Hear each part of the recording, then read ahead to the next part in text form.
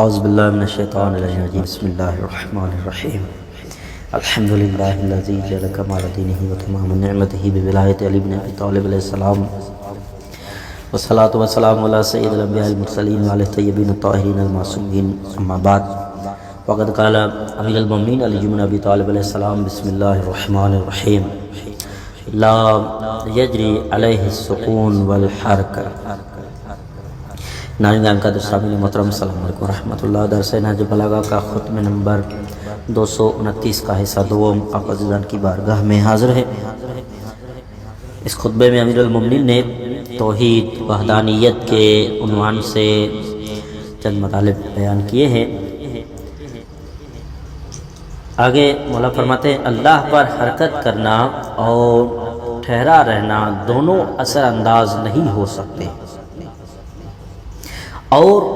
اس پر وہ چیزیں کیسے اثر انداز ہو سکتی ہیں جنہیں اس نے پیدا کیا ہو، اور جس چیز کی ابتدا ہی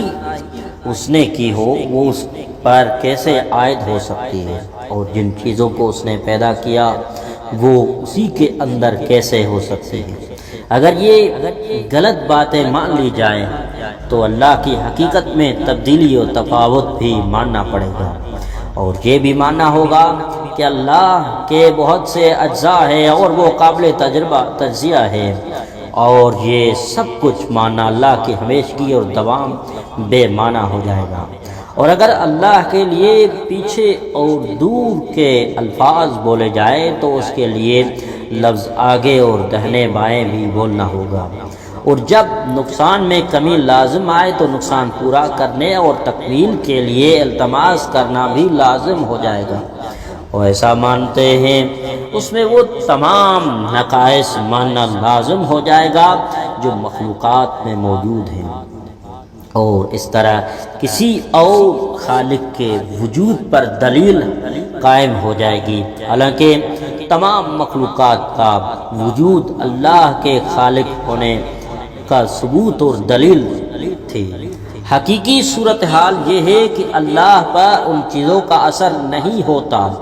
جو مخلوقات پر اثر انداز ہوتے ہیں، یہ حقیقت بھی ان غلط تصورات سے بدل جاتی ہے۔ اللہ وہ ہستی ہے جس میں کسی قسم کی تبدیلی نہیں ہو سکتی، اور نہ وہ اپنی جگہ سے ہٹ سکتا ہے نہ وہ چھپ سکتا ہے۔ اس نے کوئی اولاد پیدا نہیں کی ورنہ وہ خود کسی کی اولاد ثابت ہو جاتا، نہ وہ کسی سے پیدا ہوا اور نہ وہ محدود ہو کر رہ جاتا، اور وہ اس سے برتر و بالا تر ہے کہ اولاد اختیار کرے، اور اس سے کہیں زیادہ پاک اور بے نیاز ہے کہ وہ عورتوں کو چھوئے، اس تک اوہام کی رسائی نہیں ہے، اور نہ اس کے متعلق اندازے اور صورتیں طے کی جا سکتی ہیں، اور فہم و دانش اس کا وہم تک نہیں کر سکتی اور نہ اس کا تصور کر سکتی ہیں۔ حواس کی اس تک پہنچ نہیں ہے تاکہ اسے محسوساتی وجود سمجھا جا سکے، اور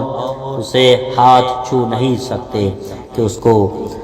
دست رست کے اندر سمجھا جا سکے، اور اپنی حالت میں بدلتا نہیں ہے،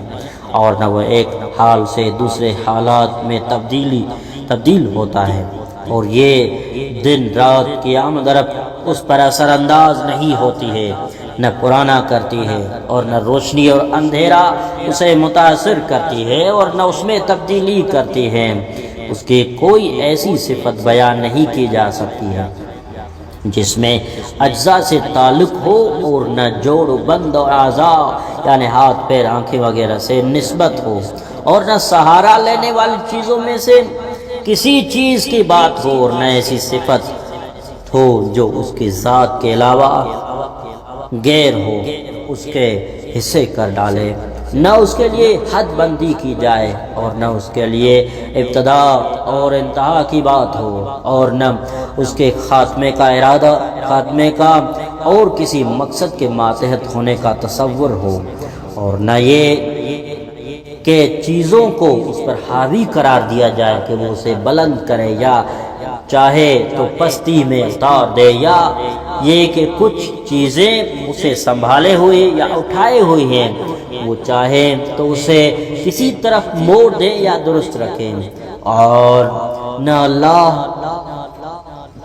چیزوں کے اندر ہے کہ ان کا جز بنا ہوا،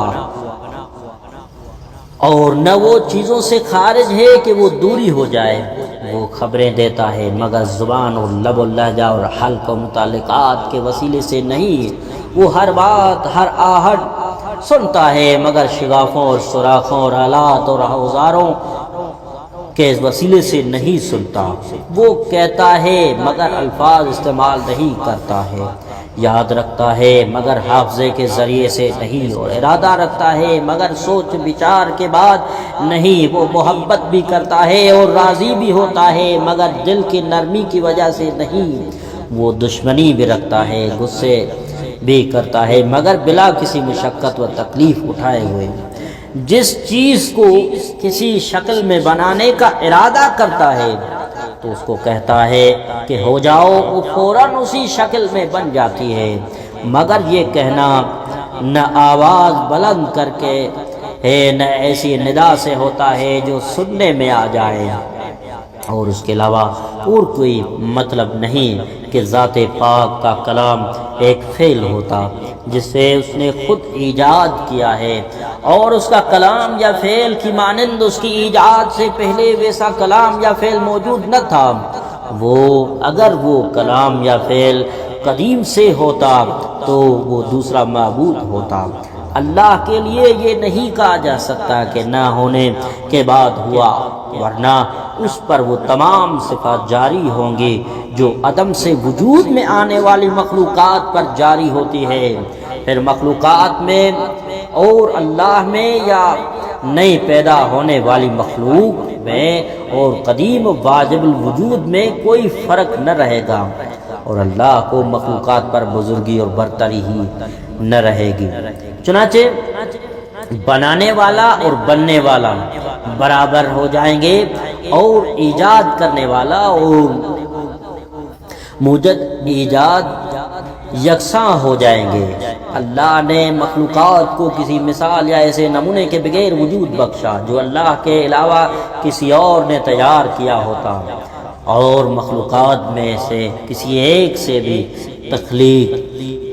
میں مدد حاصل نہیں کی تھی، اور اللہ نے زمین کو ایجاد کیا اور بلا مشغول مصروف ہوئے زمین کو تھامے رکھا، اور بغیر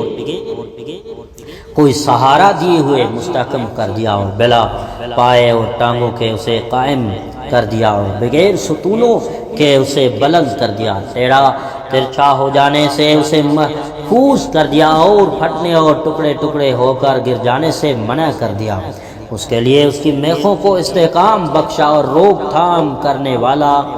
کرنے والے سامان کو ٹھیک طور پر نصب کیا، یعنی پہاڑوں اور چٹانوں کو قائم کیا، اور اس کے چشموں کو جاری کر کے پانی کی نالیوں اور نالوں اور راج باہوں کے راستے بنائے۔ چنانچہ جو کچھ اللہ نے بنایا اس میں ڈھیلا پن نہ آیا، اور جس کو قوی بنایا اس میں کمزوری نہ آئی۔ وہ اپنی حکمرانی اور عظمت کی وجہ سے زمین پر غالب اور مسلط ہے، وہ اپنے علم و دانائی کی وجہ سے زمین کے باطن اور پوشیدہ کیفیات پر مطلع ہے، اور وہ اپنے جلال و عزت کے سبب سے زمین اور اس کی ہر چیز پر برتری و بلندی رکھتا ہے۔ زمین اور زمین کے اندر کی کوئی چیز اللہ کی پسند اور طلب سے باہر نہیں نکل سکتی، نہ تعمیل کو منع کر کے اس پر غالب آ سکتی ہے، اور زمین کی کوئی تیز اور سریع رفتار چیز اللہ کو قابو سے باہر نہیں نکل سکتی تاکہ اللہ پر سبقت لے جا سکے، اور وہ دنیا کے کسی مالدار کا محتاج نہیں ہے کہ کوئی اسے رزق دیا کرے۔ تمام چیزیں اللہ کے سامنے عاجز اور بے بس ہیں، تو اللہ کی عظمت کے سامنے ہر چیز بے دست وفا و ذلت کی حالت میں ہے۔ کوئی چیز یہ قدرت نہیں رکھتی کہ اس کی سلطنت اور حکمرانی سے بھاگ کر کسی اور کی طرف نکل جائے، اور اس طرح وہ اللہ کی نفع رسانی اور ضرر رسانی کو منع کر کے بے نیاز ہو جائے، اور نہ اللہ کا ہم سر و ہم پلہ کوئی ہے جو برابری کر سکے، اور نہ ہی کوئی اس کا ہم مثل و نظیر ہے جو اس کے مساوی ہو جائے۔ وہی اس دنیا کو اور تمام چیزوں کو جو عطا کرنے کے بعد فنا کرنے والا ہے، یہاں تک کہ دنیا کی موجودہ چیزیں ان چیزوں کی طرح ہو جائیں جو مٹ کر غائب ہو چکی ہیں، اور دنیا کو ایجاد اور پیدا کرنے کے بعد فنا کر دینا اتنا تعجب خیز نہیں ہو سکتا جتنا کہ اسے نیا نیا پیدا کرنا اور ایجاد کرنا تعجب خیز تھا۔ اور یہ کیسے تعجب خیز تھا؟ اس کو یوں سمجھو کہ اگر تمام حیوان جمع ہو جائیں، پرندے بھی اور وحشی جانور بھی، اور رات کو گھروں میں آرام کے لیے آنے والے بھی جمع ہو جائیں، خواہ چراگاہوں میں چرنے والے جانور ہو اور دوسرے تمام قسموں اور جنسوں کے تمام ہی جانور جمع ہو جائیں، اور تمام امتوں کے عقل مند اور موٹی عقل کے لوگ بھی جمع ہو جائیں، اور سب مل کر اگر ایک مچھر پیدا کرنا چاہیں تو وہ سب ایک مچھر پیدا کرنے پر بھی قادر نہ ہو سکیں گے، اور نہ یہ پتہ چل سکے گا کہ مچھر کو ایجاد کرنے کی کون سی راہ یا طریقہ ہو سکتا ہے، اور مچھر کی تخلیق و ایجاد کے علم کے سلسلے میں ان کی عقلیں حیران و سرگردان ہو کر رہ جائیں گے، اور ان کی عقلی و فکری قوتیں عاجز اور ناکارہ ہو کر رہ جائیں گی، اور ناکامی اور نامرادی اور زبون حالی کے ساتھ واپس پلٹ آئیں گے، یہ جانتے ہوئے کہ وہ مغلوب ہے، اور یہ اگر اقرار کرتے ہوئے پلٹیں گے کہ وہ مچھر کی ایجاد سے بھی عاجز ہیں، اور وہ تو مچھر کو فنا کرنے کی قوت بھی نہیں رکھتے ہیں، اور یقیناً اللہ پاک دنیا کو فنا کرنے کے بعد تنہا اکیلا ہوگا، کوئی چیز اس کے ساتھ موجود نہ ہوگی، جیسا کہ وہ دنیا کی ابتدا کرنے سے پہلے تنہا تھا، اسی طرح دنیا کو فنا کرنے کے بعد بھی اکیلا ہوگا، نہ اس کے ساتھ وقت ہوگا، نہ کوئی مکان و جگہ ہوگی، اور نہ کوئی گھڑی ہوگی، نہ زمانہ ہوگا، چنانچہ اس وقت مدتیں اور اوقات مٹ چکی ہوں گی، یہ سن و سال و صدیاں اور لمحات و ساعات زائل ہو جائیں گی۔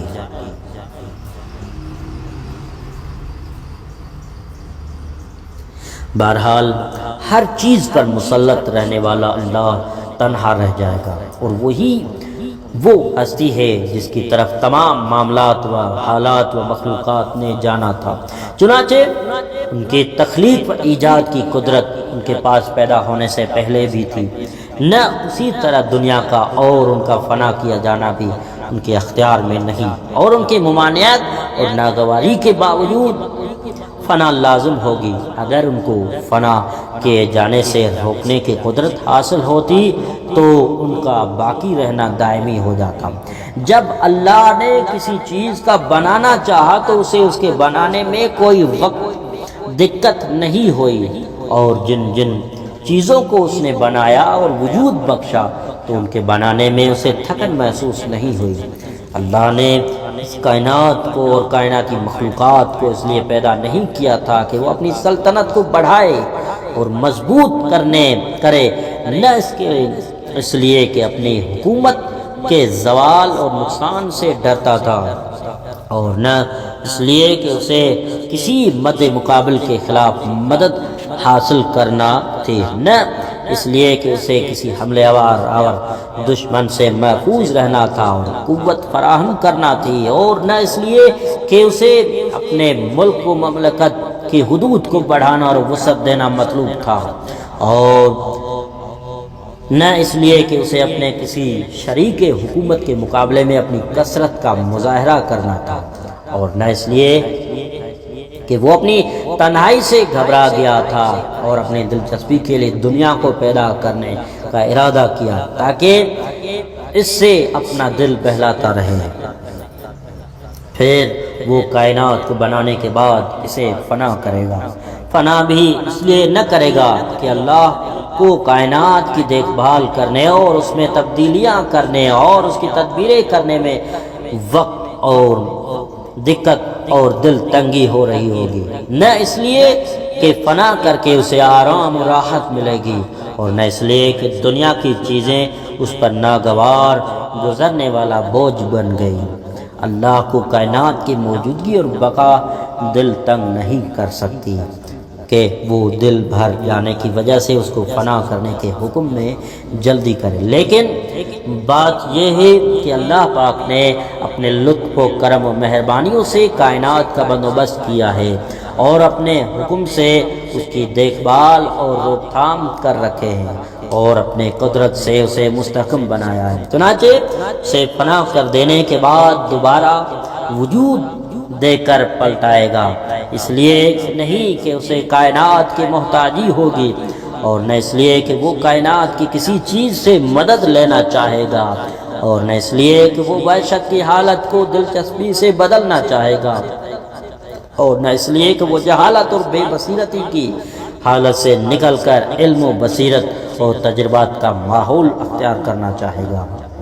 اور نہ اس لیے کہ اس پر ناداری اور محتاجی چھا جائے گی اور وہ دولت و فراوانی حاصل کرنا چاہے گا، اور نہ اس لیے کہ وہ ذلت اور پستی میں مبتلا ہوگا، اور پھر وہ عزت و توانائی حاصل کرنے کے لیے کائنات کو دوبارہ پلٹائے گا۔